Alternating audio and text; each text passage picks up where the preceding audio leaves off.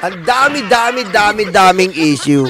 Hindi ko alam kung paano ko sisimulan, pero simulan natin to sa unang-una kung saan, eto lang nga po, dito po tayo magsimula, dito po sa kung saan si Martin Romualdez, ayan po inuulit po natin, hindi po natin kinakampihan si speaker, pero tinakampihan po natin yung fair and equality po. Dahil hanggang ngayon, wala po tayo problema tirahin si Romualdez, kaso ang problema po ang bobo ng mga DDS. Patayin mo si BBM? No joke.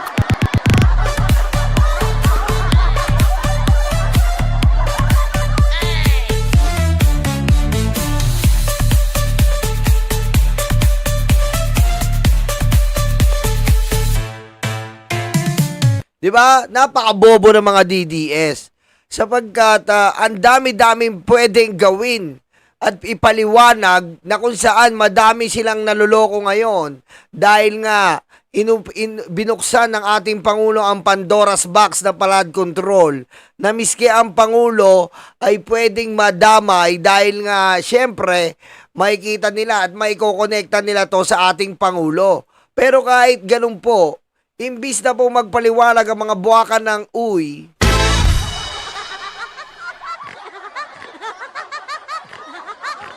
diba?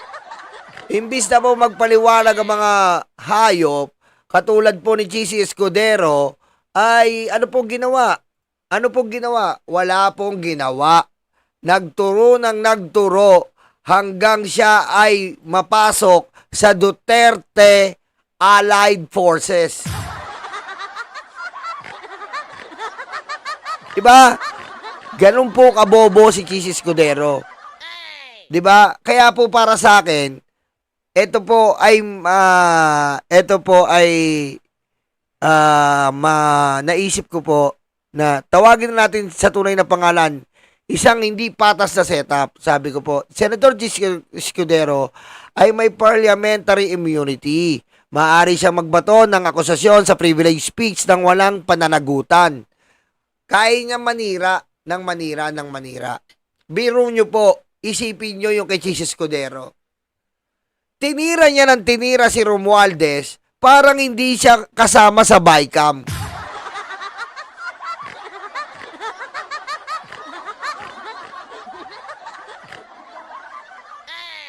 Diba? Kasama siya sa BICAM.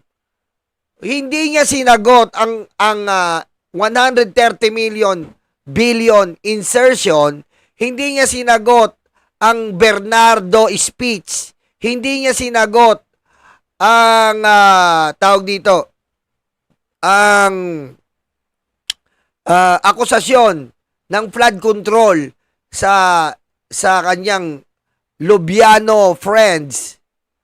Ang sinagot niya po, impeachment.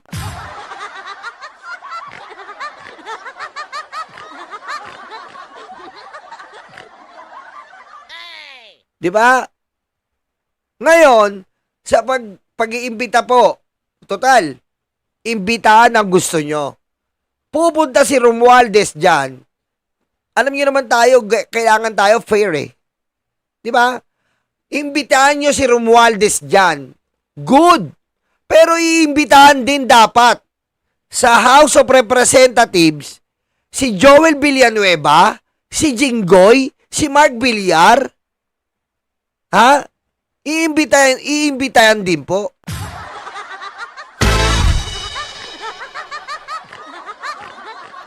Ayun yung pinaglalaban ni Lacson Ayun po yung pinaglalaban Lacson. Kung sinasabi ni Marcoleta na pwedeng imbitahan at nakapunta doon si Toby Chanco, di papuntahin natin sila Mark Villar, Joel Villanueva,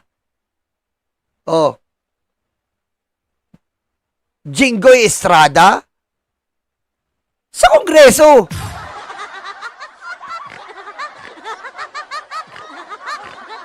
Diba? Para patas. Ayun ang iniinsist ni Marcoleta Ayun ang iniinsist ni Marcoleta Na sabi ni Lacson, kailangan may courtesy. Di alisin natin yung courtesy, sabi ni Marcoleta. Yun ang pinipilit niya, dapat maimbitahan din sila Joel Villanueva sa Kongreso. All is fair. Wala kang puso, hayop ka! Oh. Kasi nga, walang ginawa si Jesus Escudero kundi magpa-impress kay Sara. Dahil magnanakaw loves magnanakaw. Magnanakaw si Sara, magnanakaw si Jesus Escudero, magnanakaw si Jingo Estrada, magnanakaw si Joel Villanueva, at marami pang magnanakaw.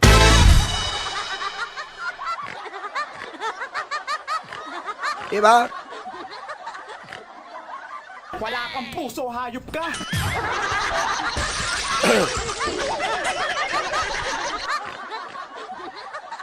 Oh, eto, ma-share ko lang sa inyo. Ano sabi dito?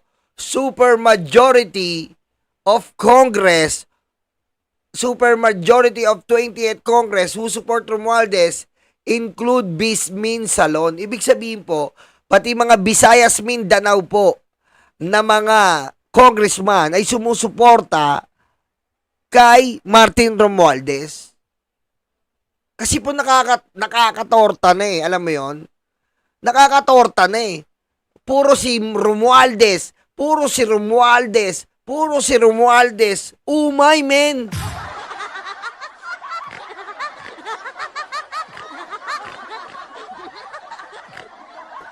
Alam mo yon? Gusto nila tayong pasakayin sa game plan ni Sara Duterte na ibagsak si Romualdez. Pag nabagsak po at lantang gulay na si Romualdez, hindi makakapalag, susunod nila si Duterte, ay si President Bongbong Marcos. Nakakasok ang game plan eh. Alam mo yon? Nakakasok ang game plan po. Pababagsakin po si Romualdez, then, pag bumagsak si Romualdez, gagawin nila, damay pala yung pinsan ng Pangulo. Damay pala. Anong klaseng yan? Paano natin mapagkatiwalaan? Di ba? Ang mga Marcos, kung yung pinsan niya, ganito. Oh.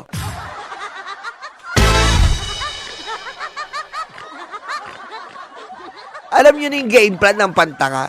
Pero kita nyo naman po, ang super mayorya sa 20th Congress ay ang lakas pa rin po.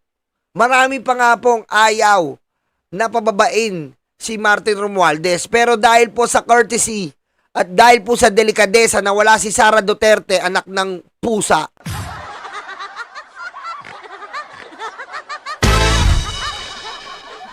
diba? Bumaba siya at pinalitan nga siya dahil nga po para matapos na yung issue. Ngayon kung pupunta si Speaker Romualdez diyan sa wala po tayong problema. Pero ang nababalitaan po natin ay gagawin siyang laruan. Gagawin siyang laruan ng mga hayop na senador. Nakita naman ninyo ngayon na pati si Soto at Lacson ay tinatrabaho nila.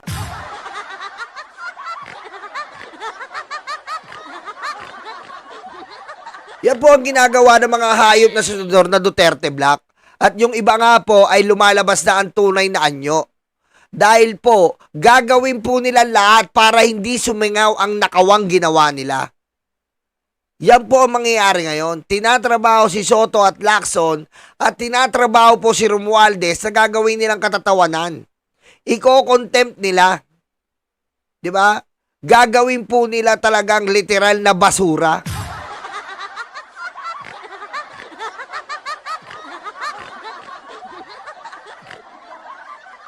At eto pa ang problema. Si Gutesa po, wala na po. Ayaw na nilang ilabas. Dahil po, planted lang si Gutesa. Saka makakita. Paano natin makakasuhan tong hayop na Romualdez na sinasabi nila? Kung yung Gutesa, ayaw magkaso.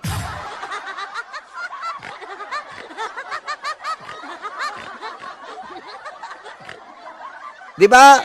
Kung yung Gutesa ayaw magkaso, paano natin makukuha yung sinasabi nilang kasangkot si Romualdez? Dahil po ang Gutesa na yan ay tangat bobo na witness na planted. What the fuck?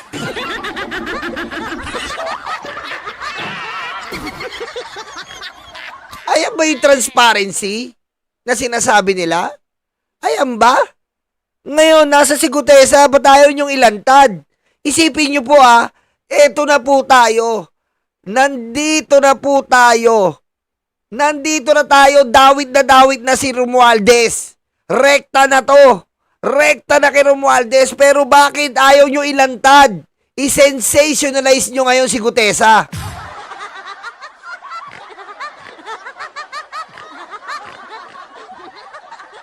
Oh, bakit baligtad? Imbis na iangat, i-sensationalize, mag-focus tayo kay Gutesa, gawin ng mga DDS vlogger, i-highlights nila yung sinabi ni Gutesa, mag-file na si Gutesa, pumunta sa DOJ. Pero bakit patago? Nagtatago. Meron bang ganyan? Patayin mo si BBM? No joke.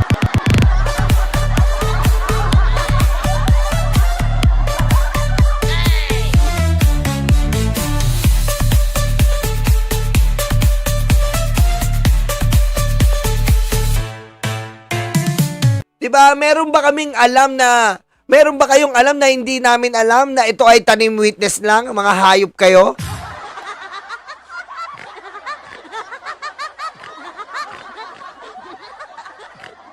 Diba? Ngayon nyo ilabas si Gutesa na magkaalaman na tayo. Nang mababagsak natin si Romualdez. Nang mabakulong natin si Romualdez. Nang makasuhan natin si Romualdez. Pero bakit pa atras ang buwakan ng uy?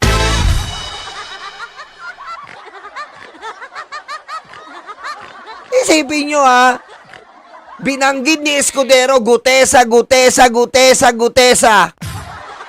Ang yari, nasa na? Kasi peke, tanim witness, bodyguard ni Sara, bodyguard ni Faldon, mga DDS na luga. Wala kang puso, hayop ka!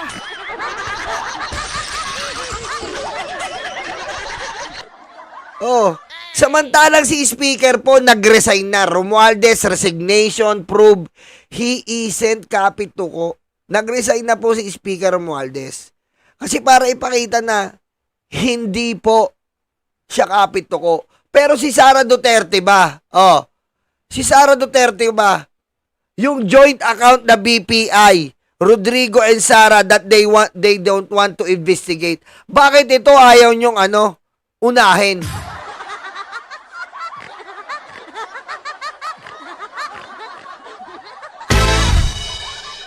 Diba? Ba't ito ayaw nyo unahin? Oh, unahin nyo to. Diba? Ang daming pera nyo. Ngayon, may bago sila ngayon. Sabay-sabay sila ngayon. Sa Senado, sa Kongreso, si Pulong, si Baste, lahat po ng galamay ng mga Duterte kumikilos ngayon. Sinasamantala nila ang sitwasyon. Sinasakyan nila ang flood control, nag-iingay ang mga hayop, pero wala namang bisa, puro lang ingay, walang laman.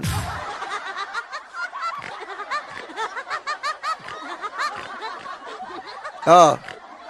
Kung talagang transparent ang hayop na Sara Duterte, ipakita niya kung nasa ng joint account. At huwag na yun, bakit hindi siya umattend sa deliberasyon ng kanyang budget? Kupal ka ba?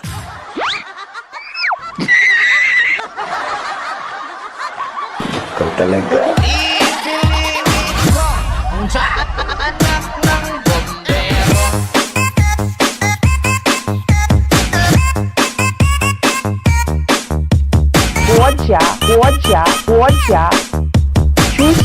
Xi Jinping. Kami ay apoy na hindi tatagal. Ayan sa Dabaway na damay bayan. Kupal kasi ang mga yan. Pati Dabaway apoy Nahirap mapatay, kupal kasi ng mga Duterte.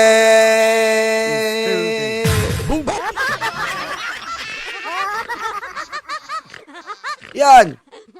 Hirap maupa. At shoutout po sa mga tiga Cebu, tiga Aurora, at syempre sa mga tiga Davao. Biktima lang kayo ng kami ay apoy, ayan na, lakas na. Hirap mapatay kasi kupal Duterte. Maingay lang, bobo naman.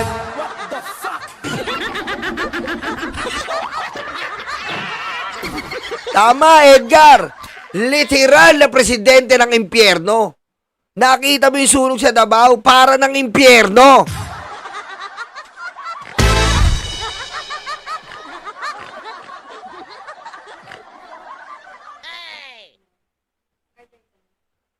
Di ba? Oh. Bakit ayaw mo umate ng deliberation? At mag-feeling ka na a-attend ka lang kapag umate ng presidente? Ay, tanga ka ba? Ano bang ginagawa ng presidente sa ginagawa mo? Ngayon ka nga lang kumilos sa Cebu, nagmalaki ka pa? Kupal eh. Pagkatapos mong mag-ikot-ikot sa iba't ibang bansa para hanapan ang betlog ng tatay mo ng interim release. Putik, ngayon ka lang kumilos sa Cebu, nagmalaki ka pa, ginamit mo pa yung mga patay, kupal ka?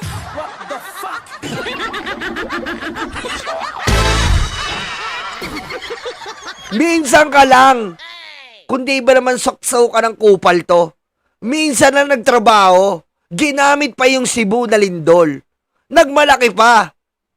Una daw dumating si Sara. Unang dumating para sa photo ops. At yung lugaw, may listahan pa. Kupal talaga eh.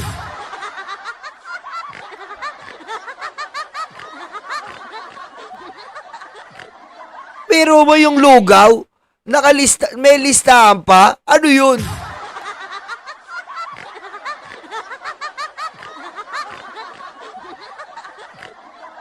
Diba? Ang tindi ng mukha nito eh, no?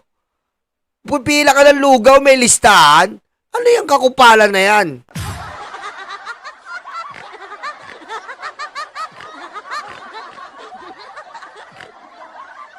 Oh, dito tayo. Oh, eto na po. Oh, yung house po, diba? Yung house commits to transparent probe plant control mess. Ang sabi po ng House, 'di ba? Nung nakaraan na mag-iimbestiga sila. 'Di ba? Ngayon po huminto sila para magbigay daan sa ICI. Ngayon, ang problema po sa Senado ngayon, tinatrabaho po si Tito Soto at Lacson. Bumabaliktad na sila JB at maaaring babaliktad din ng Pia Cayetano at babaligtad din po ang mga Estrada. Given the fact na yan. Kasi po napupulaan na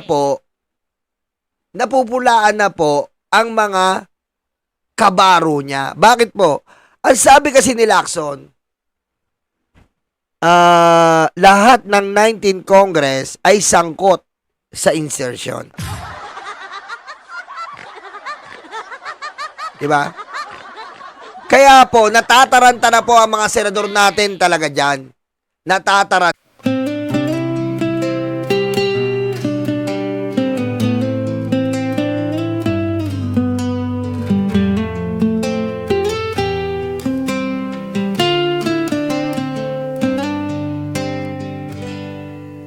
Sa bawat pangakong iniwan sa hangin, pag-asa'y ninakaw, tulad ng bituin sa mesa ng dukha. Gutom ang kapalit, politikong hudas, mga matay nakapikit. Busog kayo sa buhay, lahat ay nakakain. Kaming mahihirap, problema ang nakahain. Bakit laging kami ang kailangan magdusa? Bakit laging kami lagi ang kaawa-awa? Busog kayo sa buhay, lahat ay nakakain. Kaming mahihirap, problema ang nakahain. Bakit laging kami ang kailangan magdusa? Bakit laging kami lagi ang kaawa-awa?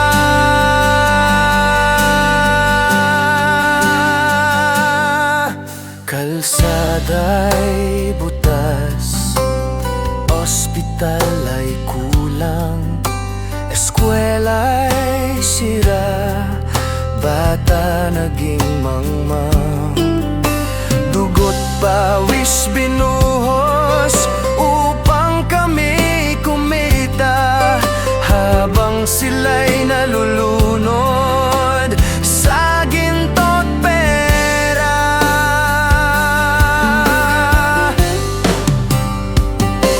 Busog kayo sa buhay, lahat ay nakakain. Kaming mahihirap, problema ang nakahain. Bakit laging kami ang kailangan magdusa? Bakit laging kami lagi ang kaawa-awa? Hindi kami pipikit, hindi kami tatahimik. Boses ng bayan ay apoy na di mapapatid. Magpakasaya kayo, hindi na magtatagal. Sisingilin na kayo ng atin may kapal.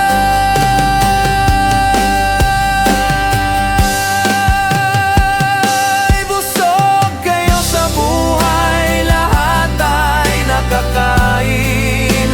Kaming mahihirap, problema ang nakahain.